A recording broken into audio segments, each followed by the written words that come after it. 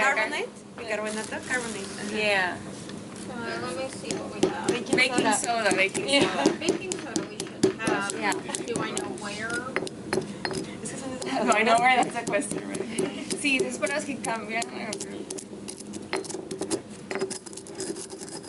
Welcome, everybody, to the Center for Science and Society. You might think, what does this dyeing have to do with science? Well, it is a very, very important part of both scientific research today and in the past. And it was the kind of science of human engagement with the environment, the knowledge, the certain knowledge that comes from working in the environment over generations. And that's what I'm interested in, is craft knowledge, the knowledge of knowledge holders who usually aren't acknowledged today in the scientific hierarchy and the hierarchy of knowledge.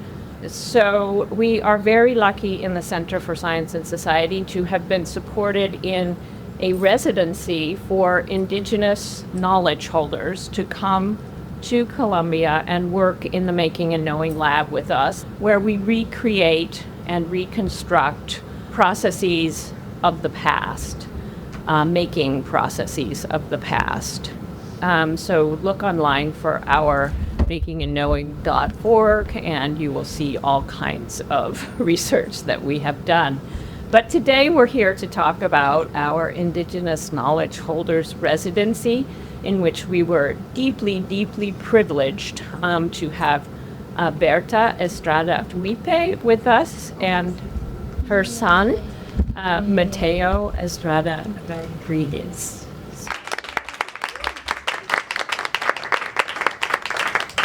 It's the second time that Bertha and Mateo have been with us. They were here last year also. Some of you may have come to the Dyeing and Weaving Showcase last year. This is our process of the whole residency, including the 4 months before, when we had to prepare the iron oxide mordant in order to get nice and fermented over the 4 months before Bertha and Mateo arrived.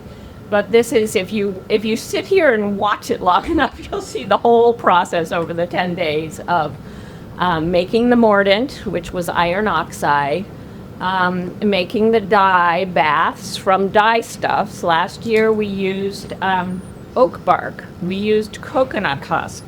This is a coconut husk dyed, partly synthetic shirt that I just wanted to see what happened. Pomegranate husk. This is pomegranate skins. This rebozo is also woven by Bertha. Yes, we had, this year we were lucky enough to have backstrap loom experiences with Bertha as well.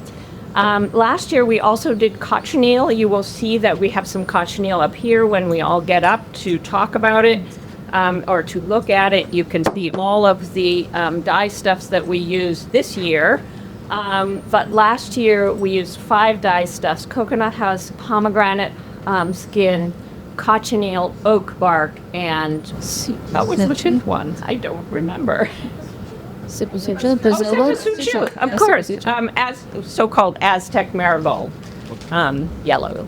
Yes, of course. So this year we also used some of the same dye stuffs. We used cochineal, we used cempasúchil, but we also used Brazil wood, some with iron oxide mordant, which is the fixer for those of you who are not familiar with dyeing. Makes it light fast, color fast, and you can use different mordants, and as you can see, it produces very different colors. And we also used last year's oak bark and coconut husk again. So that was the process. Before I turn it over to Bertha and Mateo, and today to the students who are going to talk about their dyeing experience, what kinds of insights did they have, what kinds of surprises did they have, because the students in the Making and Knowing class this semester all worked with Bertha and Mateo in the lab, in the Making and Knowing lab, in order to create these dyes that you see up here. We also had an additional class working with us, art history class by Professor Greg Wright at Barnard, and they created some of these dyes as well, did some of this dyeing. And that initiative has been supported at the center by the Henry Luce Foundation, and this year we had the wonderful support of the Institute for Social and Economic Research and Policy, the Institute for Religion in Public Life, and the Institute for Latin American Studies. So I am really happy and grateful to all of those supporters of this 10-day residency. And with that, I will ask Bertha and Mateo to come up. Sí, sí se me olvidó decir mi nombre. Mi nombre es Bertha Estrada Huipe y vengo de una comunidad de Ahuira, Michoacán, México. Y soy artesana. Aparte, soy artesana telar de cintura, que hago telares hecho a mano.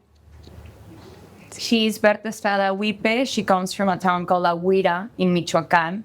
She's not only a dyer, but she's also a weaver, and she worked with backstrap loom. She calls herself an artisan. And Mateo, do you want to Sí, bueno, mi nombre es Mateo Rodríguez Estrada. Ella es mi madre, Bertha Estrada. Yo soy originario de la comunidad indígena de Ahuirán. Es una pequeña población de México, del estado de Michoacán. Y también me dedico a las artesanías que aprendí a través de mi familia. Soy también tejedor y utilizo también los tintes naturales y la decoración en arte plumario.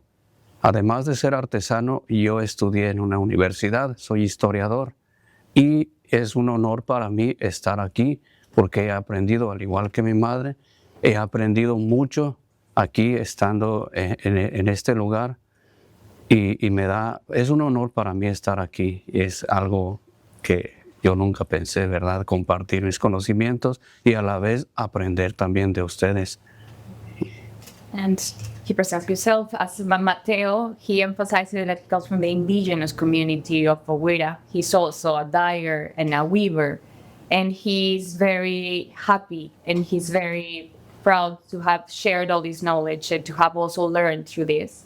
He also emphasizes that he's not only a weaver and a dyer, but a historian. And he studied in the university. So, joining this knowledge with the student has been very important and meaningful for him. Thank you very much. Muchas gracias. Gracias. So now I would like the students who did weaving and dyeing to come up and talk a little bit about their experiences. So while they're coming up here, please just everybody come up who came to talk about their dyeing experience. Emma, you want to also and punch in?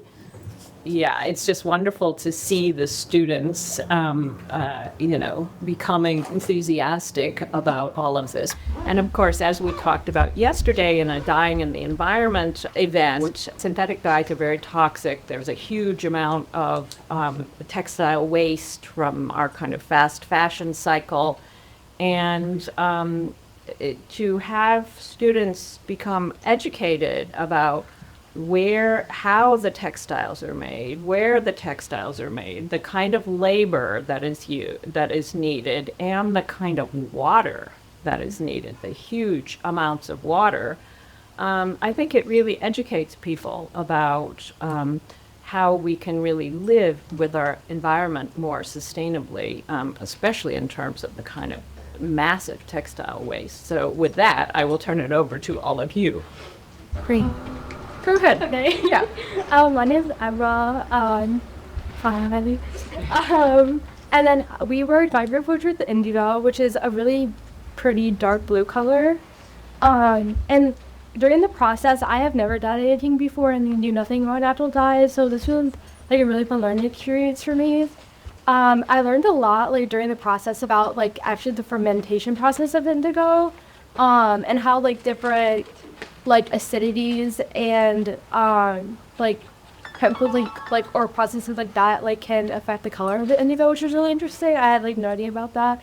And the way that they were able to communicate, like I felt like with the dye was so interesting because a lot of the other groups had to turn it to a boil or like to simmer, but we had to keep it at like a very low heat because of how the dye interacted with the hot water. And so the way they were able to like look at the dye and then tell us like if we need a little more time, if we need to turn the temperature down, if like it needed to like be at a more constant temperature was really cool. And like just the like available knowledge that they have was like so awesome to learn and like see. I just thought it was really cool. And none of it was written down. No, There's one of the handkerchiefs, the cotton handkerchiefs, natural cotton handkerchiefs. and it's like a really cool denim. I think What's that? it's a really cool like denim color. Yeah. Oh. Well, jeans were definitely indigo. But yeah, it was such a funny process to learn, and I had a lot of fun. That's great. Thank you, Emma. Do you want to wait? Oh, sorry.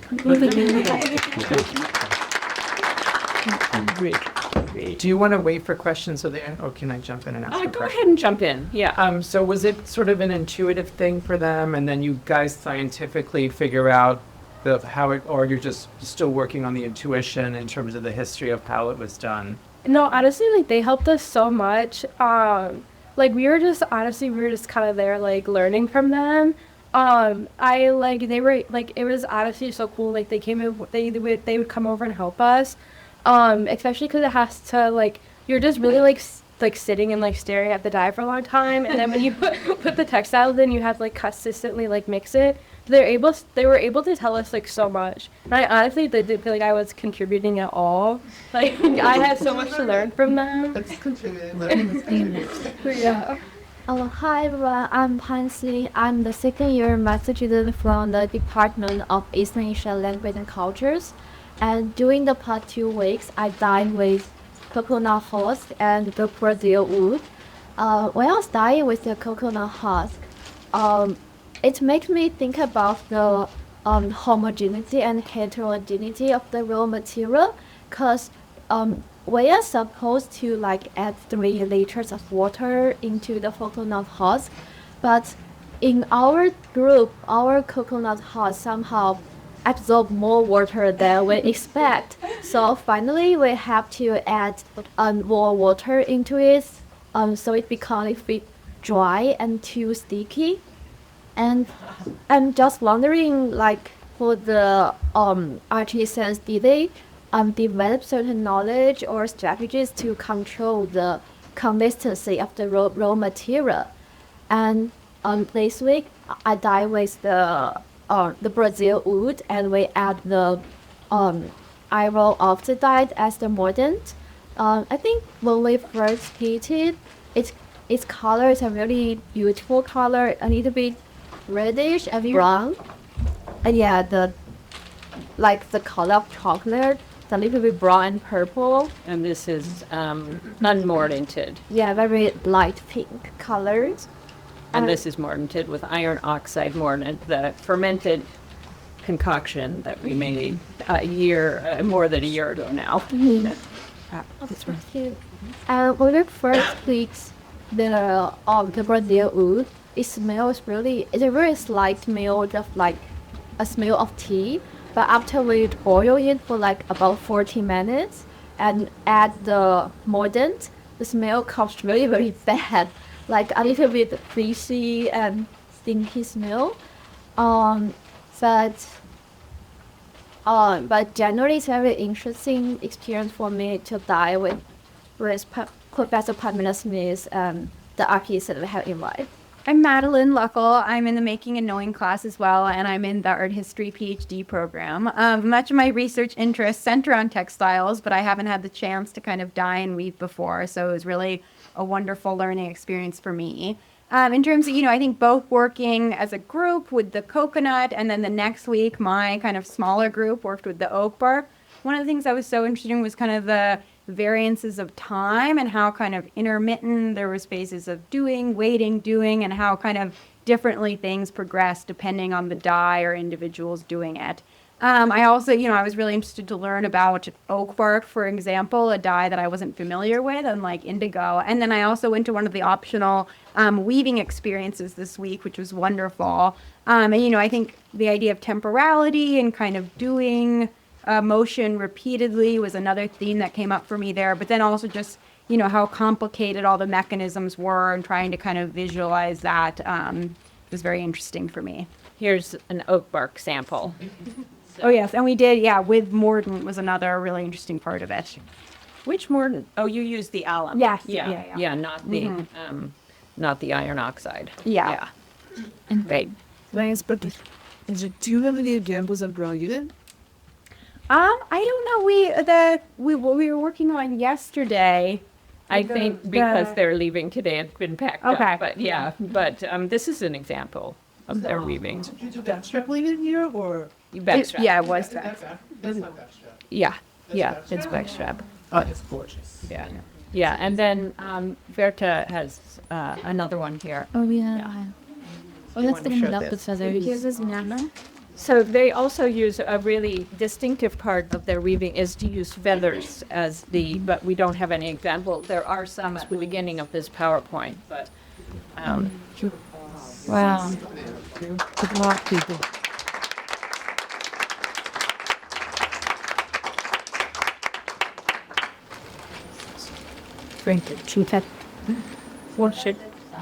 What are the dyes and blue? ¿Cuáles son los pigmentos en el azul y el black or the black, right? ¿Qué color es y cuáles son los pigmentos? Son, la parte de lo negro es una combinación de no sé cómo se llama, pelo, del pelito que deja la mazorca y el azabache. Okay. So the black is actually a combination of dyes between the corn, the hairs of the corn, and also a pigment that's called azabache. is it dry? It's dried, the corn, or not? Yes. Yes. Yeah, it's dried And- burned. And burns. Oh, okay, that's what I thought. Yeah. Sí. Is it purple corn, or? ¿Qué tipo de maíz es? El azul, ¿qué es? Este es utilizado por combinación de índigo, pero también utilizamos colorante artificial para fortalecer el color. Okay, that's natural indigo, but also artificial blues to make it a deeper blue. Y la parte blanca es natural. And the white part is completely natural. That's Algodón? Cotton? Yeah. Todo es algodón. Everything's cotton. My name is Rachel. I'm also in the Making and Knowing class. I'm a senior at Barnard, so I'm an undergraduate student. My group, we started off full class, obviously, doing the coconut husk, and then my group eventually ended up dyeing with the coconut husk as well, and yes. And I think I also have one of my garments back there. So let me look at it. The long sleeve. Okay, great. And we ended up using the iron oxide, like the concoction made like a year ago, and I think what we noticed the most was like smell. When we were first creating the coconut husk dye, the first time, I always described it as like this is the garment that I ended up dyeing. Maybe I didn't do such a good job, but the back side. It first smelled like, when we were making dye, this sense of like wet mulch. My dad used to always put down mulch, and so right after it rains, it's like that same smell, obviously, because they're quite similar, or like bark. And then when we were creating it and like heating it up, we noticed like as the heat increases, the smell intensifies as well. And then additionally, when we were using the iron oxide, we were kind of struck about how like the texture. The week before, I'd actually done like completely separate workshop on stamping using like natural leaves, and we had pre-mortanted fabric, and we were just able to stamp it on there. So the difference between dyeing and stamping using natural dyes was so interesting, so different. And of course, thank you guys so much, because we had no idea what we were doing, and they were really helping us out in every aspect, from like stirring and squeezing the water out. We were not doing that great of a job of that, and so we had a lot of assistance there. The different saturation there, is that because it was wrapped and then there was more dye on that particular garment? Yeah, I think it came out very evenly when it was dyed. I just think when we were drying it, we dried it and it was kind of like folded. And I mean, it's a beautiful pattern. Yeah, so I think it kind of created a tie You see the dye. gradations. Yeah. It's quite amazing. Yeah, it's beautiful. And then this is the unmortinted fabric with the dye. So it was a lot darker, but I think when it dried, it got quite light. And then this is the mortinted fabric. So this is what it looked like before it dried, this garment. So kind of like a dark, it's a little bit like reddish undertones, but like a darker. The iron, sorry, please. Is the cotton indigenous or is it where's the cotton from? Well, it's natural cotton from Maiwa, which is a, But it's fabricated. yeah. And then the shirt is I don't know 100% what you cotton. mean. It's already- not woven by indigenous No, people. no. It's made in a Yeah. factory. It's done through Yeah. normal. It's basically, they're. And then these are Please. How is your economy development? With the mordant fixes the color. There are many different mordants that can be used. We used a fermented concoction made of sugar and rusty iron, which formed an iron oxide mordant. And that's part of why you have this unevenness, because the iron oxide also works as a stain, or really just a dye, at the same time. So, you can see the difference between, say, this is cochineal. This is cochineal with iron oxide mordant. And this is cochineal with alum mordant, which is aluminum potassium sulfate. And this is a mined mineral. Iron also, iron oxide, rust, and fermented, basically rust, fermented for now for about 14 months or 16 months. So, you can get very different shades. And if you add, say, lime juice, you would get yet another shade, because a lot of dyes are obviously pH sensitive. The color variability is huge. People think of the past as this dark, gray and mossy green and browns, but that is absolutely not true. My period is Europe from about 1400 to about 1800, and the color palette is amazing, and to our eyes, quite garish in some cases. But it's absolutely the wrong idea to think that the past was much grayer and less colorful than today's synthetic dyes. Los colores tienen diferentes asociaciones espirituales, de virtudes, de significado. O sea, si el blanco significa algo, si el azul significa algo. Y si les pueden hablar un poco más sobre eso. Bueno, de los colores que nosotros utilizamos, hay ciertos colores que se relacionan con nuestra cultura purépecha, como es el caso del azul, del amarillo, del púrpura y del verde. So there are certain colors that they associate with his own culture. So it's the green, the yellow, and the purple, and the blue. ¿Y eso tiene algún significado? Sí. Just mention that Purépecha is the language that Bertha and Mateo speak, Bueno, nosotros somos de una comunidad purépecha que se divide en 4 regiones y cada región está representada por cada uno de los colores que les mencioné. Entonces, bueno, si quieres. And the Purépecha community is divided in 4 regions, and each one of those regions is actually associated to a specific color that he just mentioned. Bueno, el color azul, que es el que sacamos con el índigo, está asociado con la parte de la zona lacustre, de los habitantes que viven en el lago.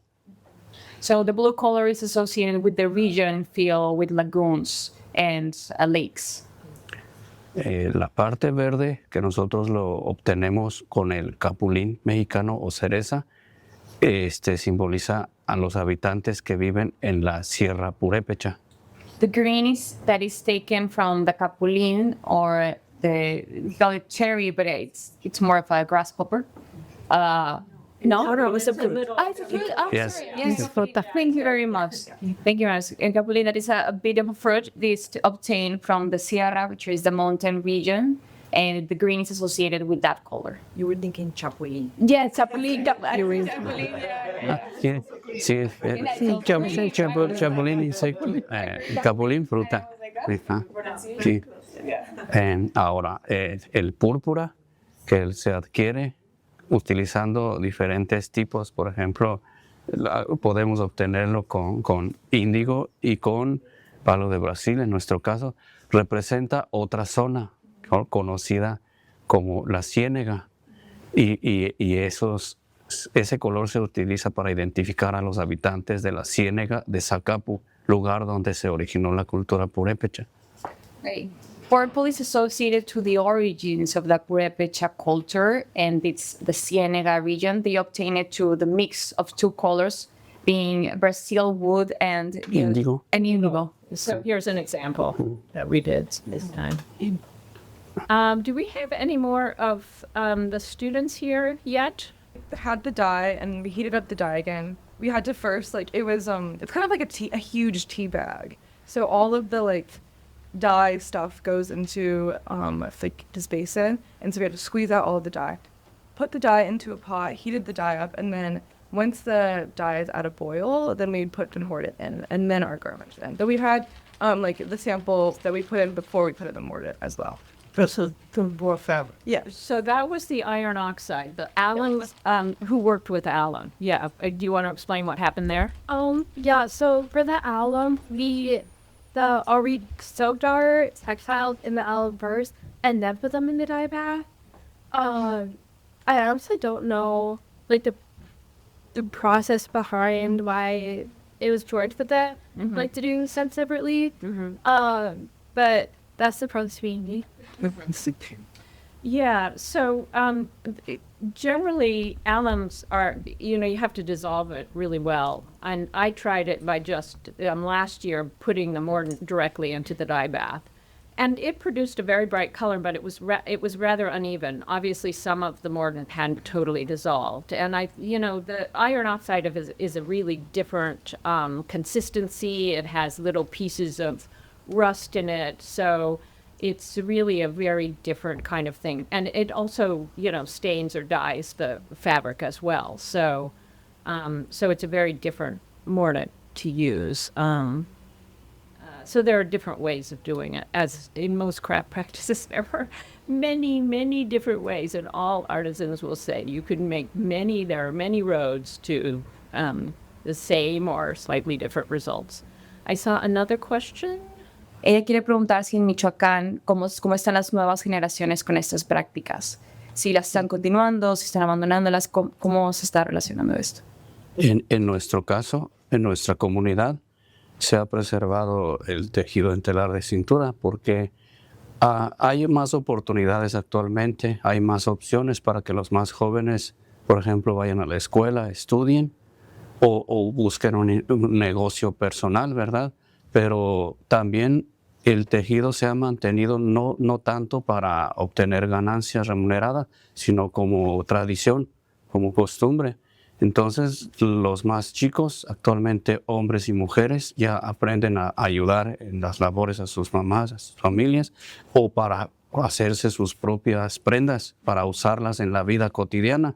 Por eso se acerca una festividad y ya los jóvenes están entusiasmados en tejer su prenda para utilizarlo en la próxima fiesta. Sí, no se ha perdido. That's very cool. What he's saying is that, yes, they also face the same problem regarding that maybe it's not something that is economically, but that still in his community, they want to keep that tradition. So actually, since the kids are very young, they are helping their parents in the family business. And what is very important for the community are also the festivities. So he's saying that also it has this practical use of the knowledge where they make their own garments for the next festivity. So actually the young people are very happy and they're looking forward to the next party because they're going to be weaving or doing their shirt. Yeah, we had another public event on revitalization of languages and the connection to and she said, well, first I get up in the morning and I go out, I walk the kilometer to my garden and I pick the cempasúchil, the fresh marigolds, and I take them home and dye with them. Yeah. And, very different than the whole sourcing process and making process in the lab, of course, so. Más anterior, obviamente, como en cualquier parte del mundo, había más agua, más disponibilidad de agua. Pero en el caso de nosotros, se trata de aprovechar lo más posible que se pueda el agua. En temporada de lluvia, lo que hace mi mamá y muchas otras personas en la comunidad es recolectar, guardar el agua de lluvia, depositarlo en contenedores, para poder utilizarlos, en este caso, como en el teñido de tintes naturales. Pero, y también, obviamente, que ha afectado, era lo que platicaba ayer una de las que expuso aquí el tema del cambio ambiental y todo. Ya se reduce también la producción de tinte natural, porque conlleva mucha agua, y se opta, como les comentaba, por ahorrar. Combinar tintes artificiales para no tratar de usar tanto elemento agua. Sí, es una forma de que nos ha afectado el cambio climático y todo eso.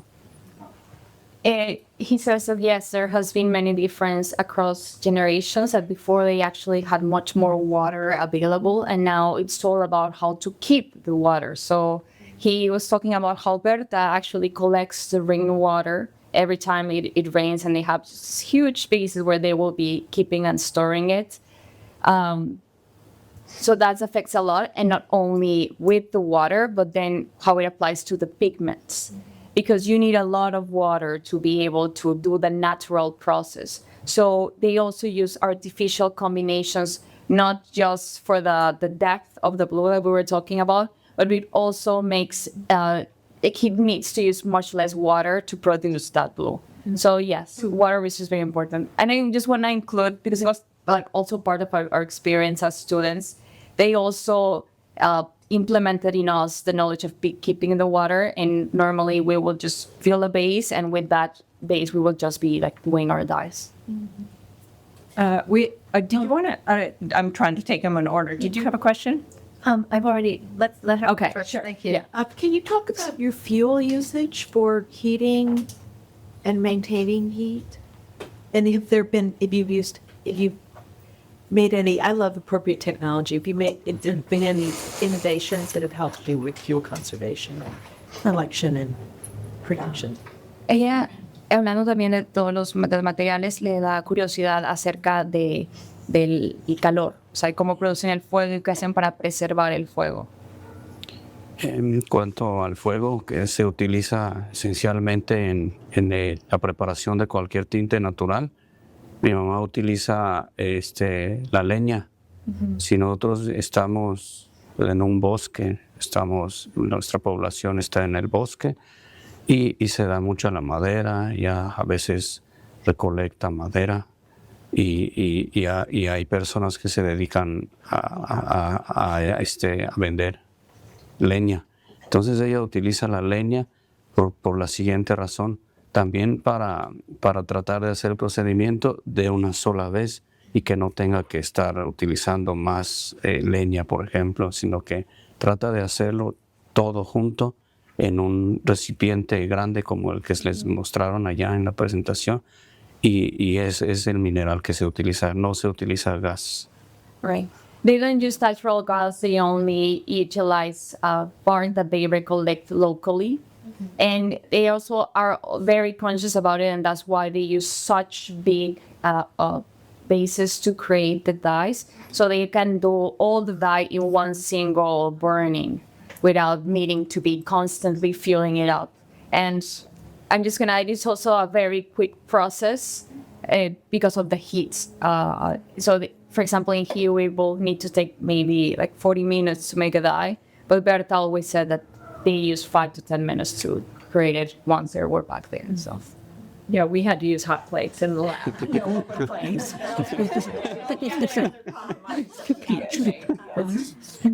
Reconstructing, yes, please. I have a question. I'm curious for both Bertha and Mateo. What is the thing that they've made that they're most proud of? Preguntan que qué es lo que han hecho, que más orgullosos estén de eso. Un objeto o alguna obra que hayan hecho. Pura gloria tú. Oye, bien, mira.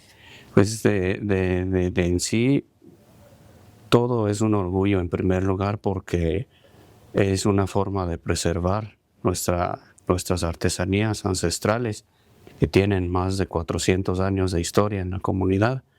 Entonces, no sabríamos específicamente decir qué es lo que hemos hecho con más orgullo, porque hasta estar aquí y compartirles nuestra experiencia y nuestro conocimiento es un gran orgullo, es un logro, ¿verdad? Para mi mamá, y también yo tuve la oportunidad de venir a acompañarla, es un orgullo también para mí. Pero en sí, alguna de las cosas que sí puedo decir es que nuestras prendas han sido bien recibidas no solamente en nuestra cultura, se han dado a conocer a nivel no solo nacional, sino internacional. Han sido exhibidas en diferentes partes del mundo, en Europa, en Asia, en América del Norte y en América del Sur también. No desde ahora, sino hace antes, gracias a mi abuela, Cecilia Bautista. Yeah.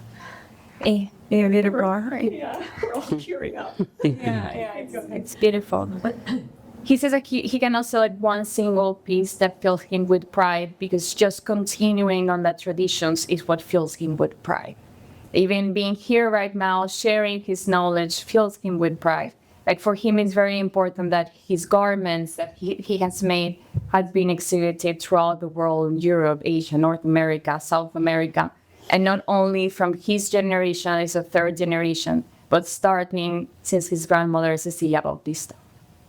Yes, please.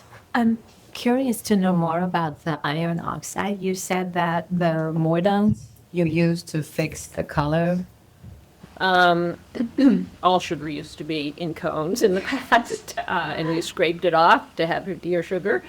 But it's still, it's very available in New York City because it's given as New Year's gifts in many communities. And so we did that. We put that into a rusty pot. We could not find 2 kilograms of rusty nails around the New York City streets. So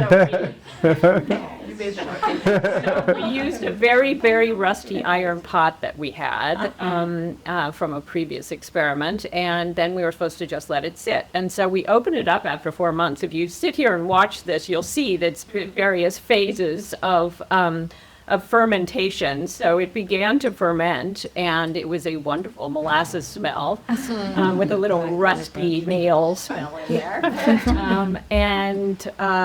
So then it continued to ferment, and by about probably 7 months in, it looked like a kind of a mushroom or a flying saucer. It was going to take off.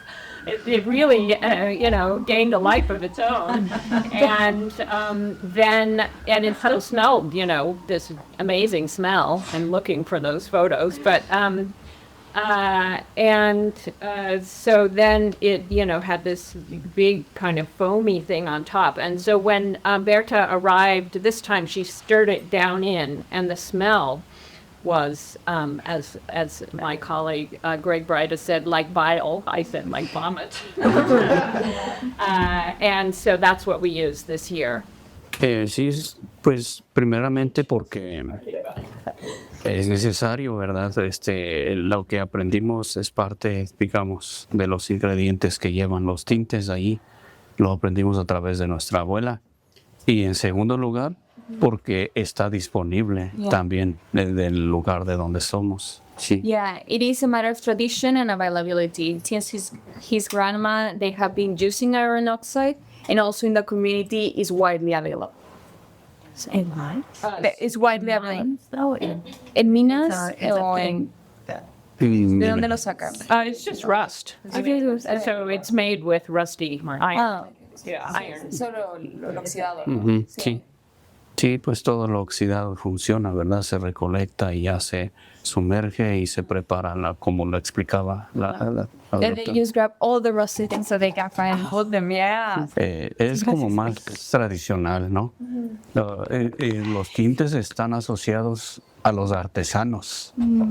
Y ahora sí que dependiendo de la localización y la posibilidad que cada artesano maestro tenga, porque al final de cuentas los artesanos con más experiencia son los que se convierten en maestros.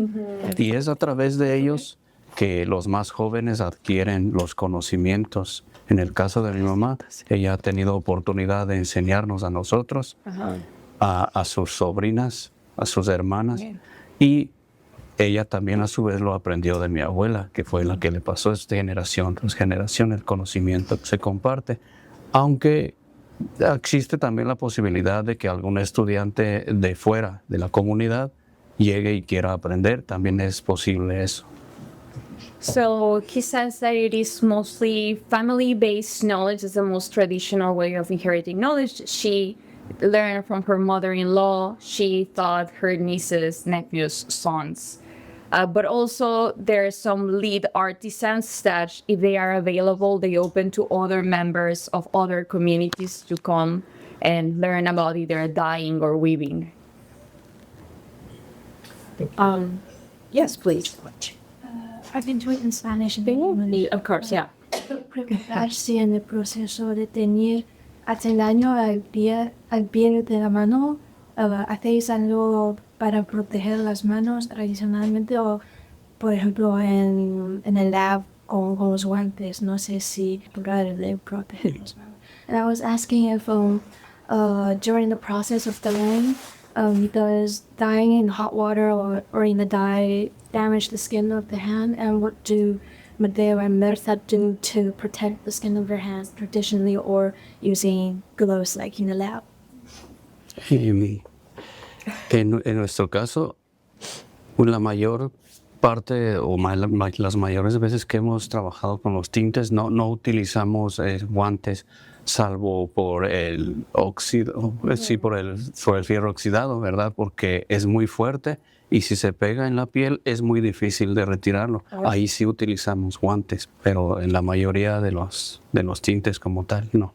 That when they are just handling the dyes, they never use gloves. But if they are handling the iron oxide, they need to use gloves because the rust stains the skin and it's very hard to take it away.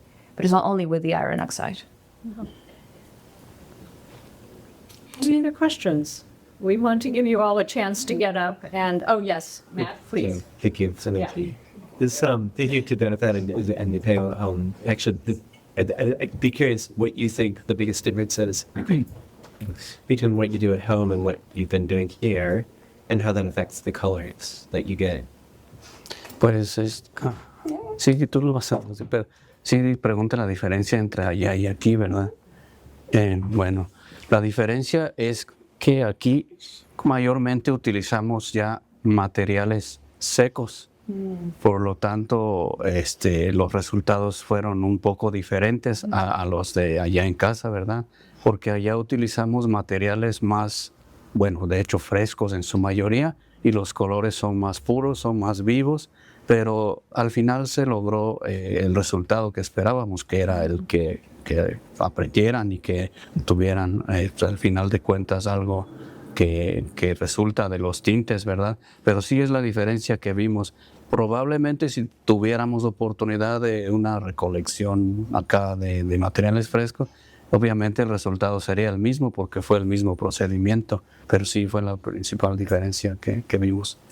So he says like the main difference will be about the sourcing and either the material is fresh or dry. All the materials that were used here, if I'm not mistaken, they were all dry. Except the pomegranate rinds. Except the pomegranate rinds, yes. So it made for a slightly different color. Back home, all of the materials that they source, they are fresh, instead like if they are minerals or not. So that does change, but he will say that he still sees that this is a very similar process and the process of dyeing is very similar to what they do back home. So even if the materials were not fresh, the results ended up being very similar and very alike to what they do back home in this time around. It's an absolute honor and pleasure to be here. And like sadly with timing, I wanted to join last year, kind of during the first residency, but that was like the second week of classes at UCLA, so it kind of didn't work out.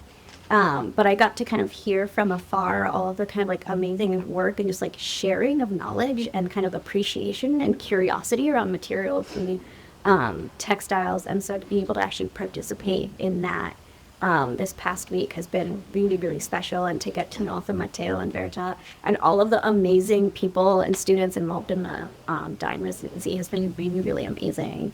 And to also, I usually work on a much smaller scale, and I do things like this scale. Especially for the project when I'm kind of trying to either create resources for our students to kind of, or in kind of thinking about recipes of the past to kind of be able to a little bit better kind of be like, okay, if I make this small change or I use a different textile or I more in, with this material versus that material to be able to kind of see the difference really kind of clearly.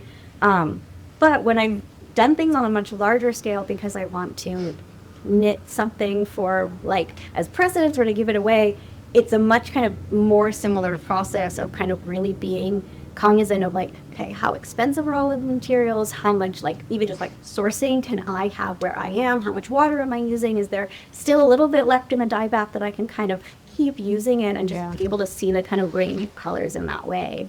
And I'd never worked with iron oxide before. And with this process, I usually almost always either I don't use a mordant at all, or I think almost exclusively I mordant before separately, then I use the dye stuff. So being able to kind of see this entire process has been amazing. Thank you for being with us. I'd like to ask Anna if you want to say anything, and Thomas, if you want. You don't have to if you don't want to. First of all, I want to thank Bertha and Mateo. I think that it was a great experience to have them here, and especially because they were so open to share all their knowledge to the students, and also I could see, I don't know, like this idea of co-production of knowledge in I don't know, in like really like taking place. For me, the Center for Science and Society has been a space where different approaches to science, to knowledge are explored, but actually seeing how they are thinking about that and inviting experts on dyeing and actually like learning from them was an amazing experience to see, especially, I don't know, coming from Mexico, and also kind of see the idea that co-production is beyond collaboration. So for me, that was an amazing experience, and also having like some friends here that we became like very close in the process of translating, in the process of creating.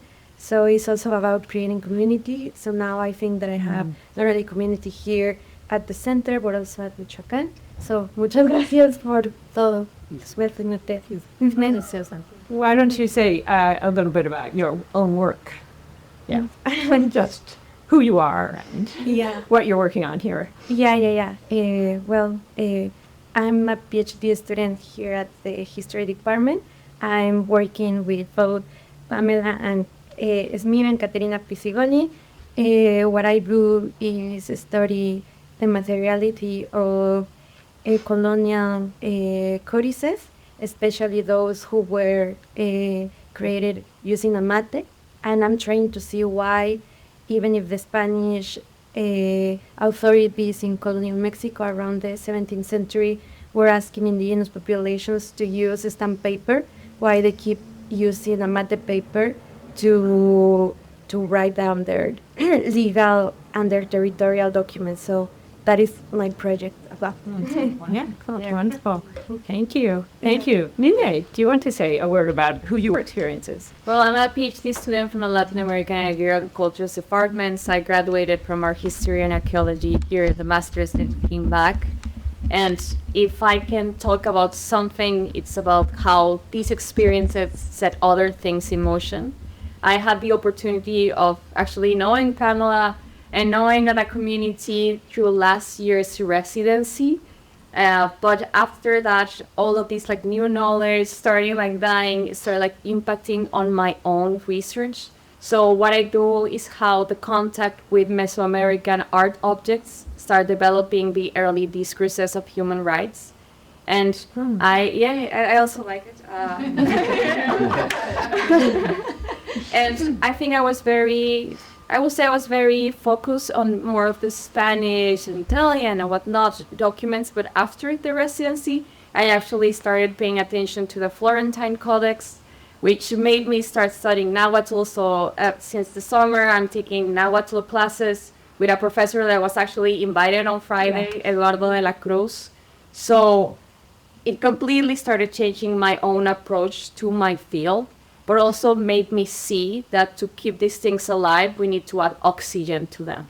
So I think it has been a wonderful experience, and I cannot wait for next year. Thank you. Thank you so much.